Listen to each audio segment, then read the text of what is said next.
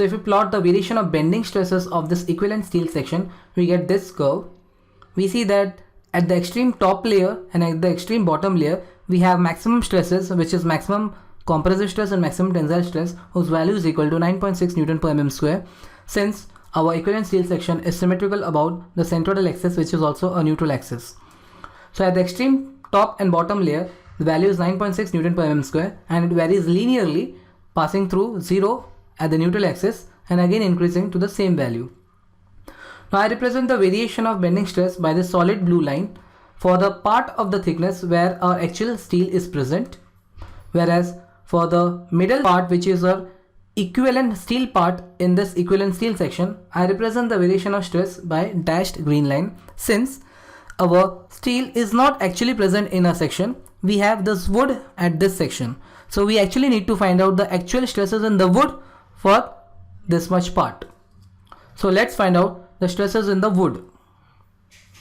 Now since we know the stress at the extreme top layer, sigma max of steel is equal to 9.6 Newton per mm square, I can write the relation that at any layer we have the relation sigma max of steel upon y max of steel is equal to m times of sigma max of wood upon y max of wood, where m is a modular ratio, so I can write it as sigma max of steel upon y max of steel is equal to E of steel upon E of wood into sigma max of wood upon y max of wood. Now we see from this figure, your y max of steel is 135 mm, whereas y max of wood is 125 mm.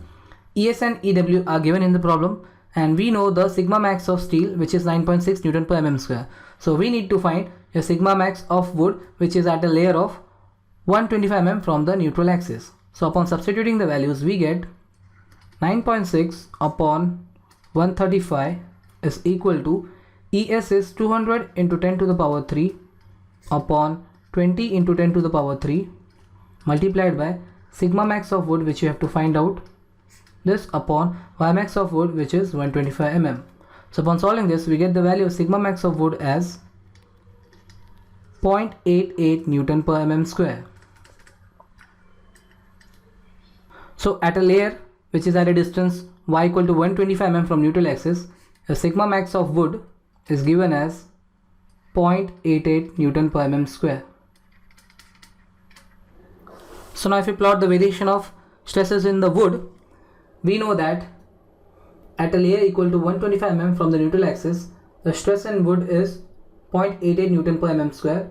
So we have 0.88 Newton over here, and we know the variation is linear, so it will pass through the neutral axis, and on the opposite side, that is on the tension side, again the maximum stress in the wood will be same, 0.88 Newton per mm square.